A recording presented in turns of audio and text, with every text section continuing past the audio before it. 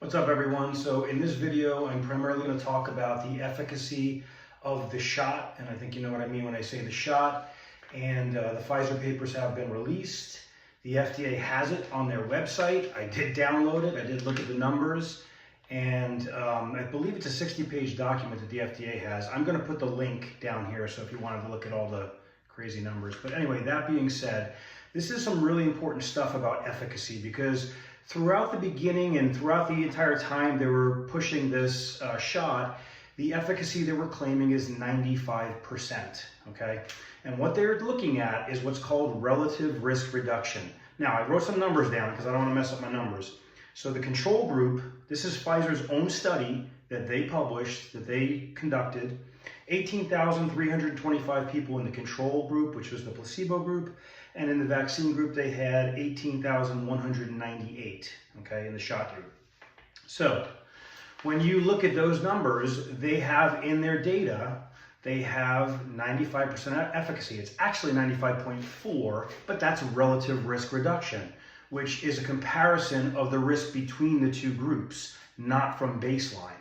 So when you look at that, it's like, wow, 95% effective, that's amazing. Well, when you look at the actual numbers, the risk for the control group of getting the sickness was 0.88, and the risk in the shot group was 0.04, okay?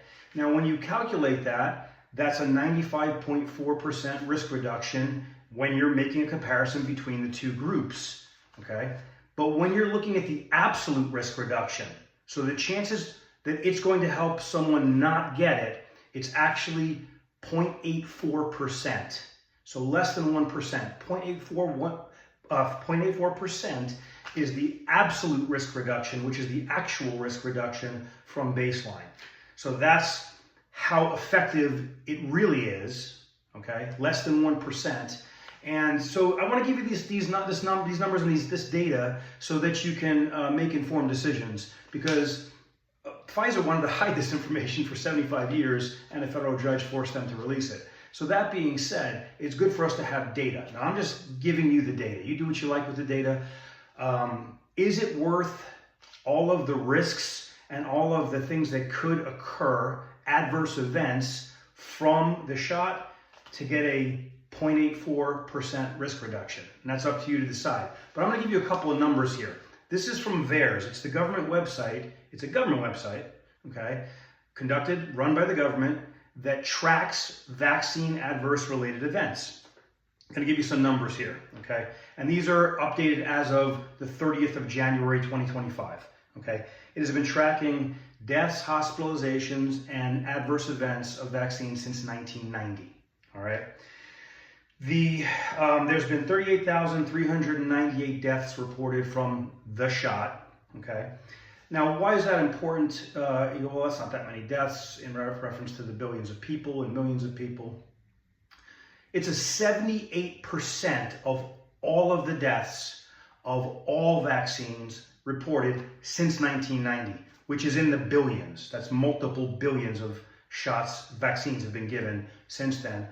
All of the deaths, of all of the deaths, 78% were from this shot, okay? That's a lot. Adverse events, 62.4% of all the adverse events from 1990 to January 30th, 2025, 62.4% has been from the shot.